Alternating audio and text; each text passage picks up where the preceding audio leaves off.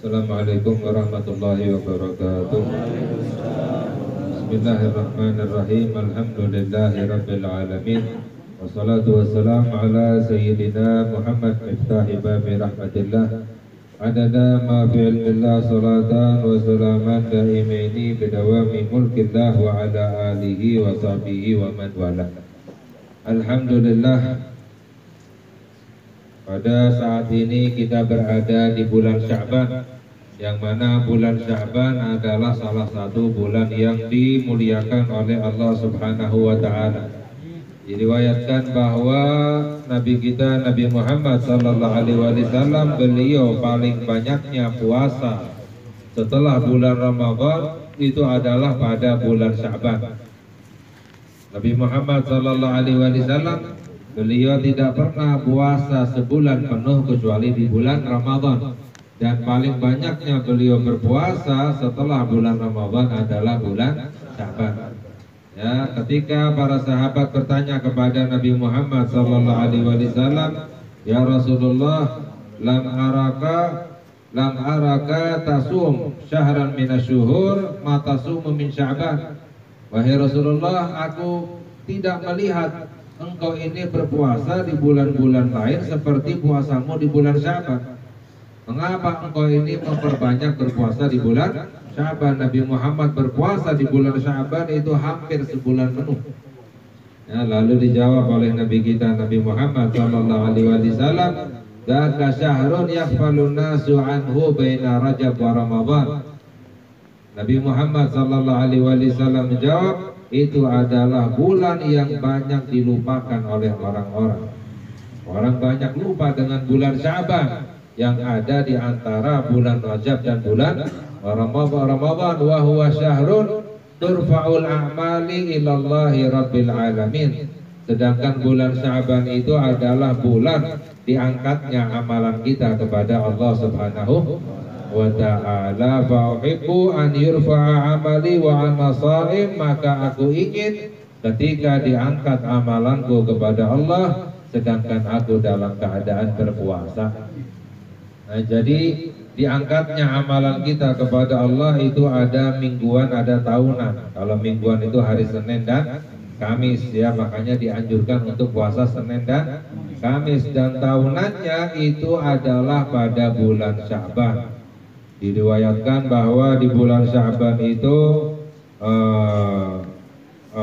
di istilahnya dibuka catatan baru. Catatan yang lama itu dilaporkan kepada Allah Subhanahu wa ta'ala. Dan juga bulan Sya'ban itu ditulis, Allah perintahkan malaikat maut untuk menulis siapa saja yang akan meninggal dari mulai Sya'ban ini sampai Sya'ban yang akan datang.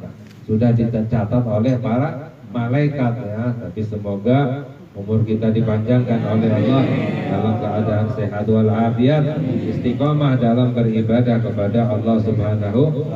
Jadi bulan ini kita dianjurkan untuk memperbanyak berpuasa, ya, sedangkan juga memperbanyak ibadah. Di dalam hadis yang lain, dalam riwayat juga sabda Nabi kita Nabi Muhammad sallallahu alaihi wasallam bahwa Sya'ban syahrus salah ala Nabi. Bulan Sya'ban adalah bulan salawat kepada Nabi kita Nabi Muhammad, karena diriwayatkan pada bulan ini yaitu turunnya ayat innallaha wa malaikatahu yusalluna ala nabi ya ayyuhalladzina amanu sallu alaihi wa sallimu taslima. Allahumma salli wa sallim ala sayyidina Muhammad wa ala ali sayyidina Muhammad.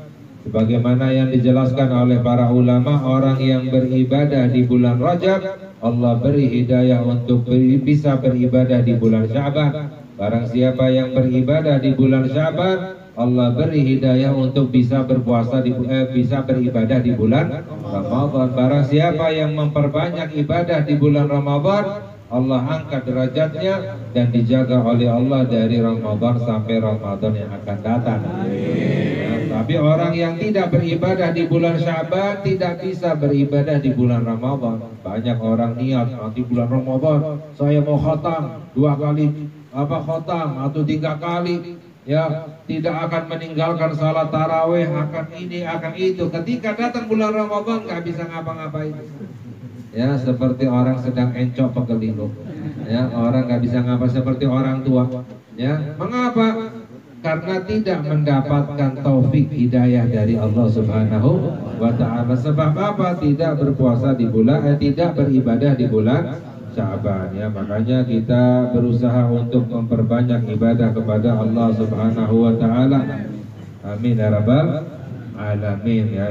Dan kita lanjutkan sedikit pembahasan di dalam Bidayatul Hidayah. Kala musannif radhiyallahu ta'ala anhu, ammal hasadu fahuwa mutasya'abun minasyuhi fa innal bakhila huwa alladhi yabkhalu bima fi yadihi ala ghairihi wasyahihu huwa alladhi yabkhalu bi ni'matillahi ta'ala wa hiya fi khazaini qudratihi ta'ala la fi khazainihi ala ibadillahi ta'ala fasyuhuhu a'zam.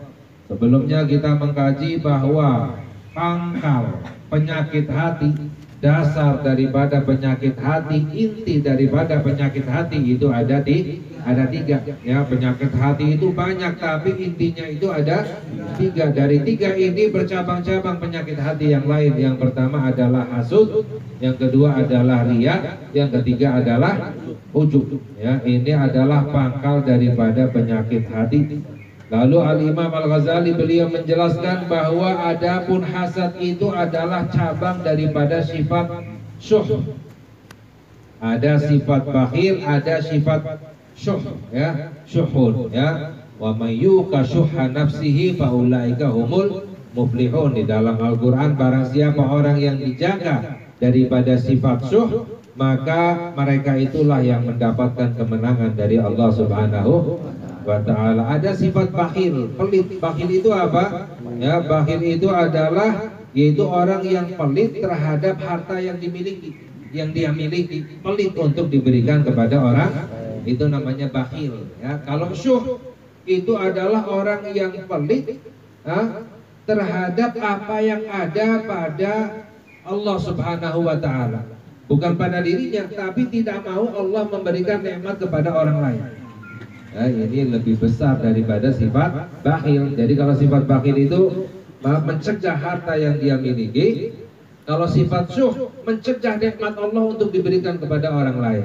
Ya, ini sama seperti ngatur Allah seperti ini.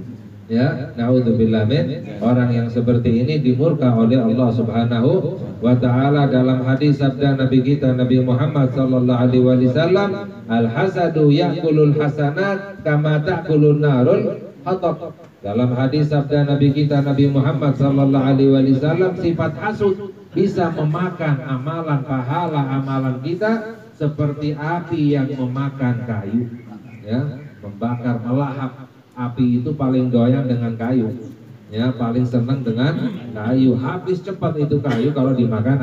Sama juga sifat hasud, habis pahala amalannya kalau punya sifat hasud. Jadi sayang orang punya sifat hasud. Apa cirinya orang yang punya sifat hasud?